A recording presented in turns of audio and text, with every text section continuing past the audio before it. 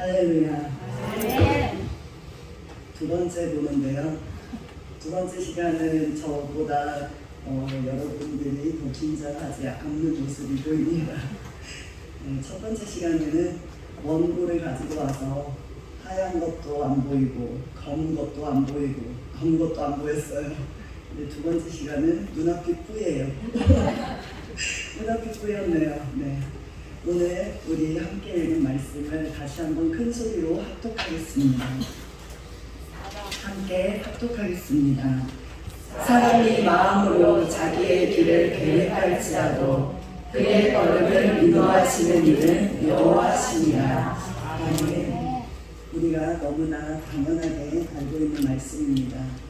제가 오늘 이 말씀을 선택한 이유는 저에게 역사하셨던 은혜, 하나님께서 저에게 베풀어 주신 은혜, 또 우리 세수방 전용교회 식구들에게 베풀어 주신 각자에게 있는 하나님의 은혜를 기억하셨으면 좋겠다는 그 간절한 마음이 이 본문을 택하게 됐습니다.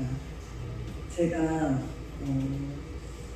짧게 항상 저희 청년들과 이제 지나가는 고등 학생들에게 자주 그냥 지나가는 말을 많이 했습니다. 저는 이 본문의 말씀처럼 지켜낸 사람이 아니라 저의 마음과 저의 계획과 저의 생각대로 모든 것들이 이루어져야 됐습니다. 저의 마음과 계획은 뭐였냐면 너무나 열심히 공부를 해서 인 서울대, 스카이 아니면 대학이 아니다. 인 서울대를 가서 출세를 해서 또 대기업에 다니면서 그 멋진 사원증을 목에 걸고 완전 막 부끄러울 거 없고 남부럽지 못한 그런 생활을 하는 게 그냥 저의 마음의 계획과 생활이었어요. 왜냐면 그런 계획을 세웠을 때 어느 것 하나 흐트러지지 않고 잘 가고 있다고 생각했기 때문이에요.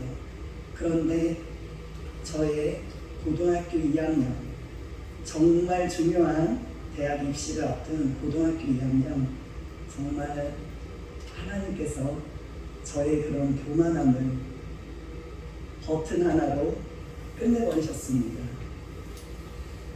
학교 다녀와서 모든 일과도 다 동일하게, 모든 것들도 다 동일하게 잠을 들기 전인데 밤이었어요.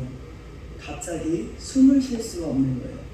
지금의 응급실에 실려가는 그런 상황과는 다르게 정말 숨을 쉴 수가 없어서 인공호흡을 해대고 119가 오는 동안 계속 통화를 하면서 저를 이렇게 심폐소생술을 하시면서 저는 그 유명한 강남 성모병원에서 상조해돼요.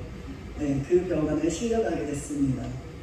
새벽에 너무나 평범한 일상을 지냈던 제가 숨을 쉬지 못해서 바로 응급실에 실려갔는데 정말 어마어마한 그 간호사와 의사들이 저에게 순식간에 달려붙어 오는데 저는 제가 그렇게 심각한지 몰랐어요. 왜냐면 제 모습을 제가 몸에서 나와서 위에서 저를 바라보고 있는 거예요.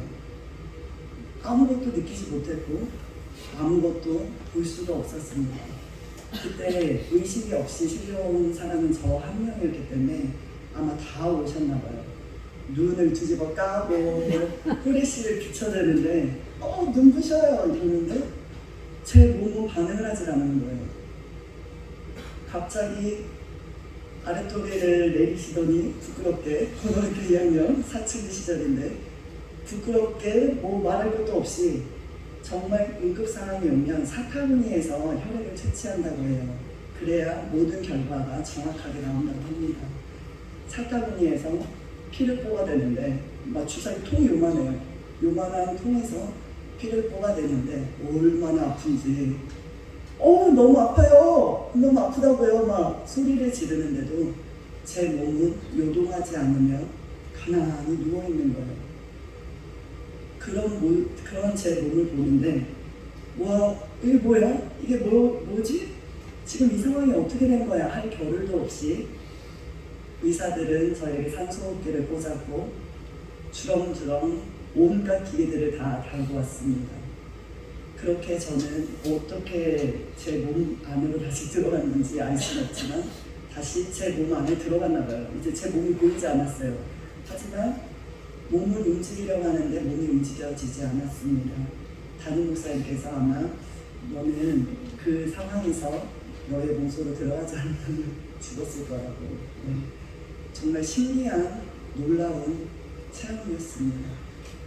그때 저는 하나님께 엄청난 협박을 했습니다. 모태신앙인 제가 하나님께 감히 하나님 지금 이게 뭐 하는 거예요? 저 유학도 가야 되고 공부도 해야 되고 하고 싶은 것도 너무 많은데 아니 이게 지금 뭐 하는 거예요? 나 살려내세요. 나 살려내야 돼요. 아니 나 살려내려니까요.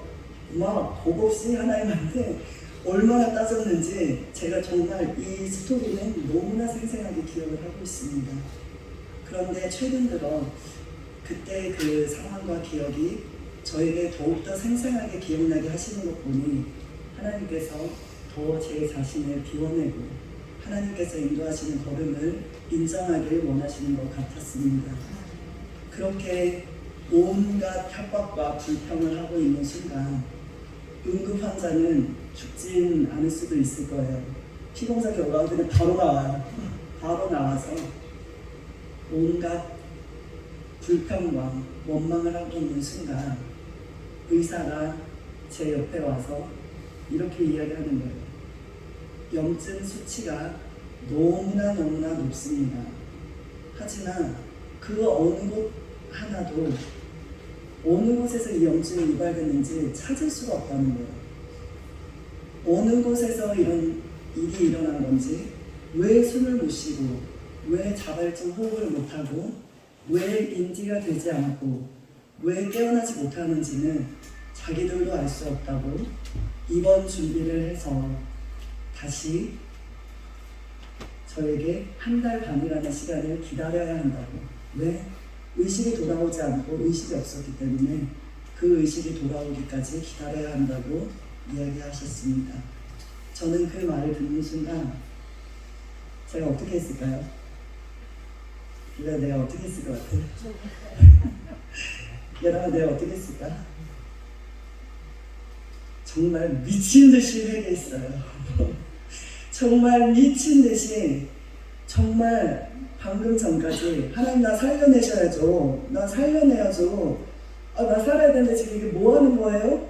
했던 제가 하나님께 너무나 처절하게 너무나 간절하게 회개하기 시작했습니다. 하나님 저 좀 용서해 주세요. 하나님 저 좀 살려주세요. 제가 가지고 있는 모든 것 다 필요 없으니까 제가 하나님 앞에 충성할게요. 하나님 제가 하나님만 바라보며 살게요. 하나님께서 저에게 말씀하신 대로만 살아갈게요. 하나님 저 좀 용서해 주세요. 하나님 저 좀 살려주세요. 하나님 제가 부탁입니다. 얼마나 울어댔는지 제 몸속에서는 정말 처절한 몸부림의 소리를 하나님께 올려드렸습니다. 하나님께서는 너무 기적과 같이 호흡도 의식도 없던 제가 손가락을 움직이며 화장실에 갔어요.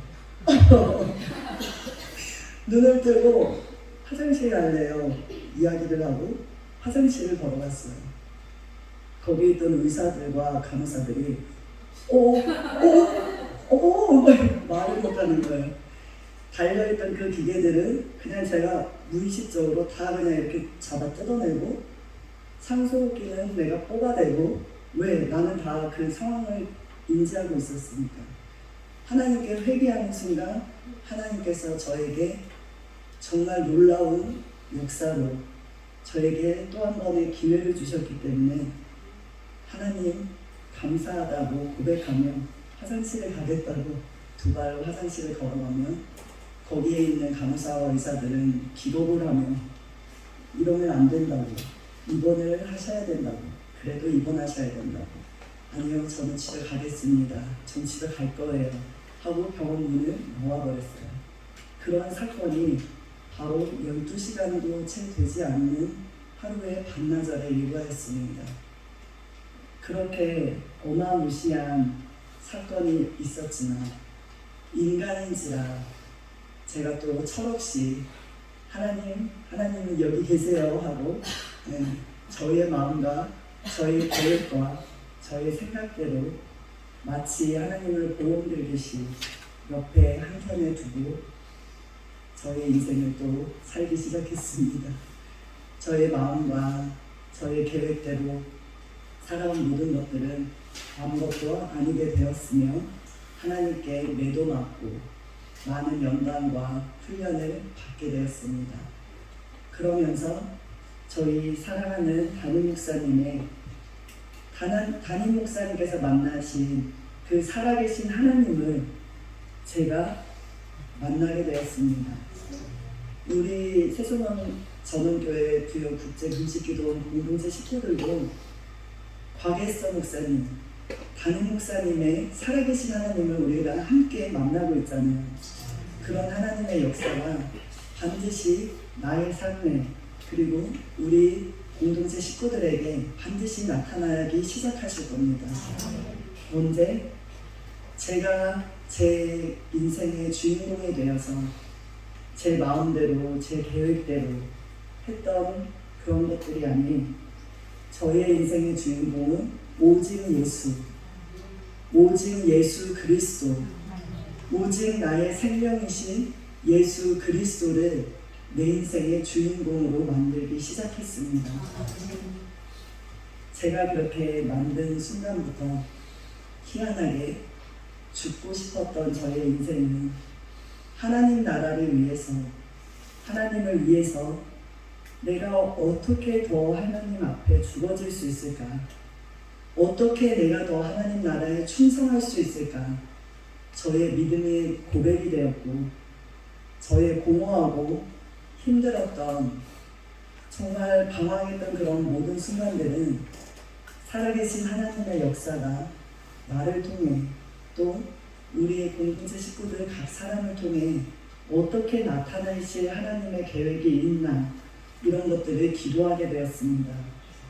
오늘 허수영 집사님께서 찬양하신 내려놓음처럼 우리의 신앙은 매 분초마다 하나님 앞에 내려놓아야 합니다. 하지만 너무나 잘 알고 있는 이 잠언 16장 9절의 말씀은 우리가 사실 잘 지켜지지 않는 것 같아요. 저 또한 마찬가지고요.